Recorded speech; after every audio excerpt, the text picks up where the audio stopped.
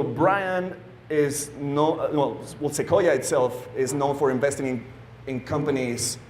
Like if you pull out your mobile phone and you open the app drawer, there's a big chance that a lot of the logos that you see in there are there thanks to Sequoia. So first of all, if you have an Apple device, you can thank Sequoia for that. They were one of the first investors in Sequoia.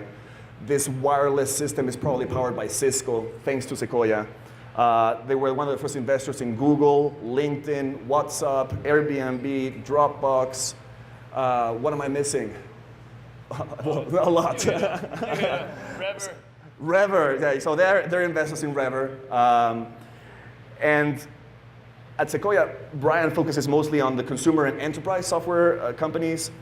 He's a director in the board of companies like Clever, Domino, Dropbox, Front, Hearsay Systems, Qualtrics, Thumbstack, Tuning, Zoom, among many others.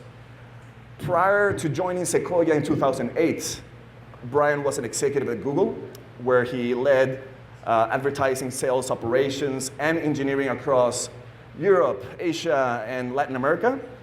He also launched Google's Europe headquarters, and you were also president of sales of Google in China, right? And prior to Google, Bryan served in Morgan Stanley's technology investment banking group. Bryan has a computer science degree from Princeton University, graduated from Bellarmine College Prep, and he is married with 2 daughters. He enjoys surfing, making music with family and friends. A round of applause to Bryan for being here. I've only been in Guadalajara for about an hour, but I've already received such a warm welcome, and I'm really excited to be here. I want to apologize that my Spanish is terrible. So I know that all of you probably speak English because it seems that all the countries outside of America do a good job of learning other countries' languages, but Americans never do very well at learning Spanish or other languages. So if I go too fast, just raise your hand. And I'm happy to repeat myself or clarify what I mean. So can we make that deal? Just like give me the signal and I'll say it again. But I'm really looking forward to sharing some thoughts and then getting your questions later. Excellent. One of the things I did not mention about Bryan, and it's not in his official bio, is that he is a tapatio by heart. He was telling me that he actually enjoys mariachi music a lot. He mentioned several songs that he likes, and he enjoys tequila reposado. So you're in the right spot, my friend. My 2 favorite mariachi songs are Cascabel and also Guadalajara. So I'm really looking forward to the music here. Although I'm sure you guys don't go out and listen to mariachi very often, but it's fun for the tourists, you know? Excellent. So over here in this room, and I'm going to try to make it very conversational, try to engage you, especially the questions and answers at the end, but we have a mix of entrepreneurs. Raise your hand if you're an entrepreneur. Okay, thank you. Raise your hand if you want to be an entrepreneur or considering it. Okay, some hands there. If you are a programmer or doing some sort of tech profile job. If you work in a startup, in any other function. Okay, investors, any investors in the room? Okay. The people with the money. Yes. Any other population that I forgot to mention? No, I think that gives us a good idea. So here are the subjects that I'm going to touch. A few questions about Bryan, getting to know him personally. Some of the things he likes, about his story and everything.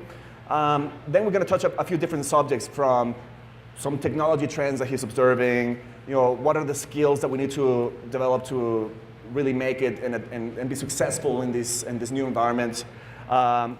A few subjects around entrepreneurship, perhaps, and for those who are considering joining a startup, how to identify, how to judge startups, and so on. All right.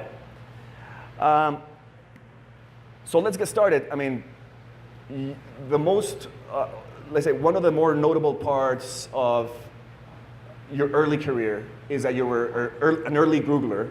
You joined in 2002, more or less. How many employees were there at Google when you joined?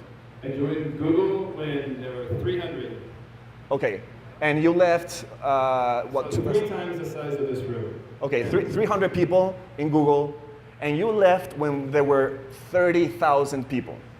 That's right. Okay, that's an interesting experience to say the least. And tell us a little bit about how you got into Google and your initial roles there, and the things you went through in those 5-ish years that you were at Google. Sure. I met Google, first of all, I fell in love with the product. And so one of the questions that I often get is, how do I pick which startup to go work at? And I think it's really important to follow your intuition and your instincts, and pick a company where you really understand the product and you have a passion for it. And I liked the Google product so much that I started calling Google to try to invest in the company. When I was trying to invest, the person that would answer the phone or email me back was Sheryl Sandberg. Do you know who Sheryl Sandberg is? From LinkedIn, and now she's the COO of Facebook. And so she offered me a job. And as is often the case at a startup, she said, I'm going to offer you a job, but I don't know what the job is. We'll find out. And the job will change every month, every 3 months. And from there, I actually was able to go on and bring Google to new countries. And so I love international work, and my first job was moving to Europe and bringing jobs. So I hired about 1,000 people in Europe for Google, the first 1,000 or so. And then actually I worked on Google Latin America and Brazil, mostly Brazil and Argentina, although my friend Gonzalo ran Google Mexico, and later John Farrell, and now my friend Adriana, all people that I work with. And then I finally moved to China to help run Google China, which was very difficult because we were losing and we lost. So that was the first time I was on a losing team, which was really tough. But that's my Google story. Okay, and immediately after Google, or your next actual job was when you entered the venture capital world at Sequoia. And I'd love to hear that story of how you actually got that job offer at Sequoia, because you didn't approach Sequoia to try to work with them. You came to them as an entrepreneur. Yeah, that's right. So I left Google because I wanted to start a company, and I noticed that there was a number of entrepreneurs and CEOs in the audience. And so, like Errette, frankly, I went in and I went to Google to pitch to try to raise money Sequoia, for my right? startup. Sequoia. Sorry, to into Sequoia. And unfortunately, I didn't really know what I was doing at all. And I went in and I started my pitch, and about 9 minutes after I started, they said, "No, thank you." And so then I made the first mistake, which is I had a backup. I had a second company idea. So I launched into my second company idea, and after about 4 more minutes, they said, "No, thank you." And then I made up a third idea on the spot, which is it doesn't get any worse. I mean, this has never happened to me. And I meet with 500, 600 companies per year, and no one has ever done this. So I really didn't know what was going on. And they, Mike Moritz, who was the first investor in Google itself, got up and he left. And he said, "Don't call us, we'll call you." But somehow I ended up at Sequoia as an investor 3 months later. Tell us a little bit about the different profiles of actual entrepreneurs and even the profiles of the Sequoia team. Yeah. Well, so yeah, it's interesting. I think one of the reasons that I was drawn to Sequoia was because Sequoia is actually an international firm, and it's the most international of all the venture capital firms. So we have a team in China, and we have a team in India. And we've also made some important investments in Latin America. So do you know Rappi, the delivery company? So that's a Sequoia company. We have a company in Brazil called Nubank, which is going to open up in Mexico very soon. It's $5 billion. So it's the biggest startup in Brazil right now, and they're going to open up here. But you know, the truth is, Errette, that it is actually very difficult to get an investment from Sequoia. We meet probably overall we meet about 2,000 companies per year, and we're only able to partner with about 10 or 12. So people kind of see our name and they see WhatsApp and Google, and they think that maybe we make lots and lots of investments, like a hedge fund or something like that. But it's the opposite. And when we partner with a company, we're looking for the right team, the right business, the right market, on down the list.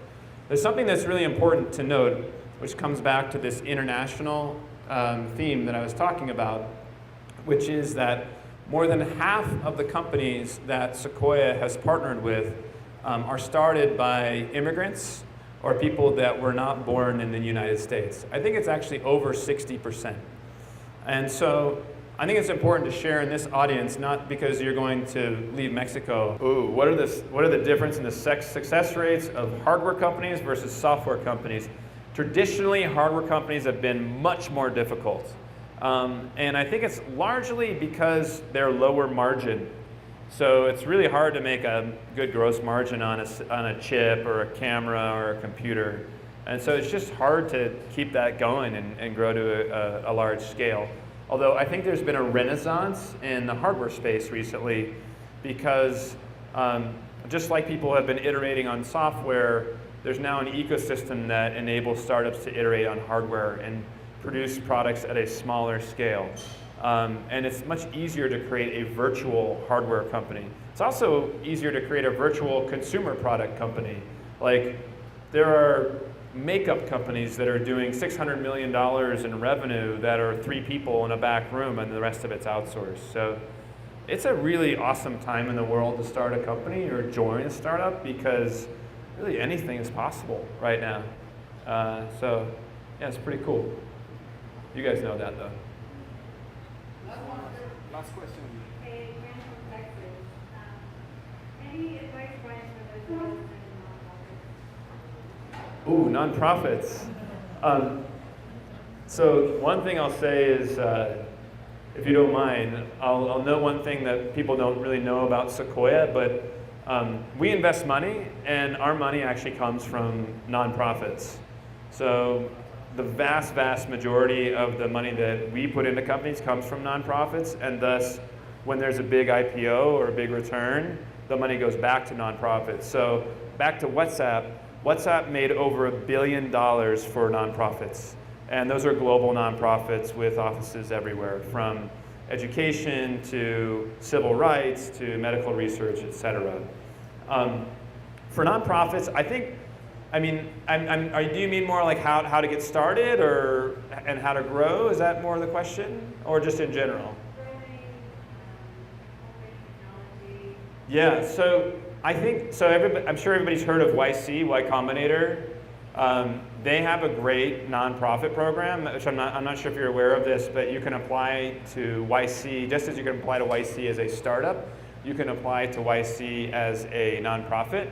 And YC is based in Silicon Valley, but I think probably about half of the companies that go through each batch come to Silicon Valley from outside the US. That's pretty interesting.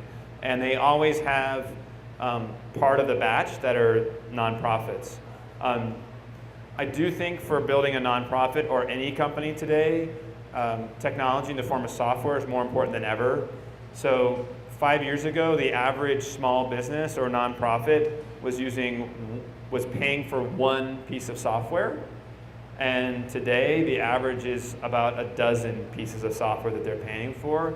What that means is you could start a smaller organization and operate more efficiently using software, thanks to tools that the engineers and designers are in this room and product managers are building. I hope that helps. I'm happy to talk more about it later, but I'm glad you're here to talk about nonprofits. Tenemos una sola pregunta más, ya la última. My question is, does it give you any kind of advantages if the C corporate is based in the US, say for example, in Silicon Valley? Yeah, that's a good question. So if you can incorporate in the U.S., it does make it a lot easier to raise from U.S.-based investors if you want that, and it also makes it easier to take your company when you do your big IPO on the stock market. If you want to do that in the U.S., which is what most companies want to do, even like Chinese companies and European companies, it's easier if you start as a C corp early on and you incorporate in Delaware or somewhere else in the U.S. I hope I didn't offend anyone in the government here or in other areas, and I could be very wrong because I don't pretend to understand the environment here in terms of how you do business, but yeah, it makes it easier for folks like us to invest if you're incorporated in the U.S. So if we're your target, it makes it easier. All right. So I would like to really give first everybody a round of applause to Bryan. Thank you to us. Thank you everyone for your time. Bryan, just make sure that tonight is really for